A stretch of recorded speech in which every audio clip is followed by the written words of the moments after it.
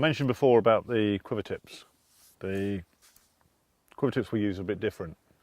The one thing we don't accept, when we're looking at designing a rod, is what convention is already in the market. So we tend to look at things a bit differently. We'll start with a blank piece of paper. Now, quiver tips have conventionally been quite long. Now, for me, that caused a problem because with the length of them, the joint between the actual solid part of the quiver tip and the hollow part of the rod is then quite large. So the diameter there then causes or can cause a flat spot, because obviously you've got a solid going into a hollow, especially if the hollow is quite wide in diameter.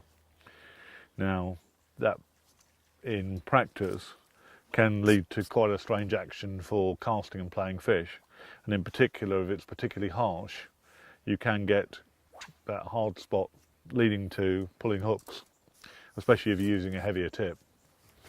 Now, we've approached this from two different angles, where the CTX range, obviously this is the less expensive of the ranges, we've shortened the tip down to 540mm, and what that's done is that the diameter here is actually quite slim, you can see it there, and therefore the diameter of the hollow section of the rod is also quite small.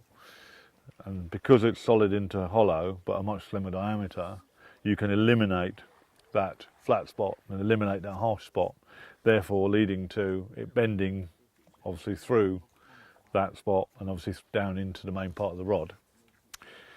And that particularly when you're dealing with obviously different ratings of tip, we do from 1 ounce glass up to 4 or 5 ounce carbon.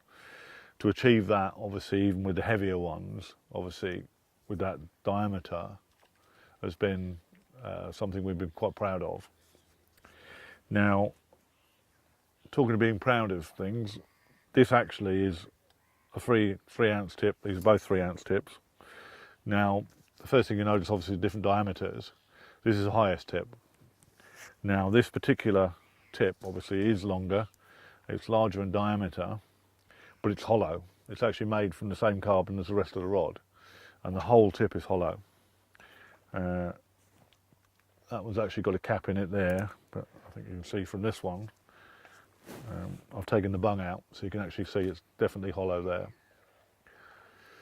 Now, because that's made of the same carbon, firstly it bends differently, but it certainly allows that steady build-up of pressure, and that will bend right through because it's hollow to hollow. It's the same material as the rest of the rod, so the transition between the hollow carbon tip and the hollow of the main rod is much smoother.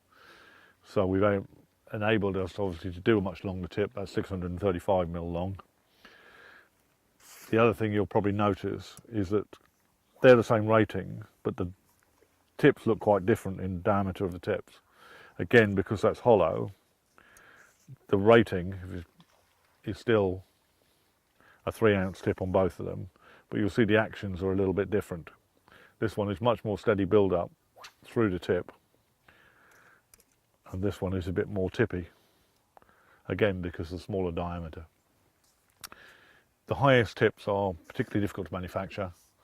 They're not the cheapest things in the world, but the benefit of that build up of pressure through there, again, eliminates hook pulls, or helps to eliminate hook pulls, and also gives you a much smoother casting action and a longer range casting action. So they're the tips obviously for the CTX and High S range, and they're what we've done different to eliminate the problem of having a flat spot and obviously having a much smoother action through the rod for casting and for playing fish.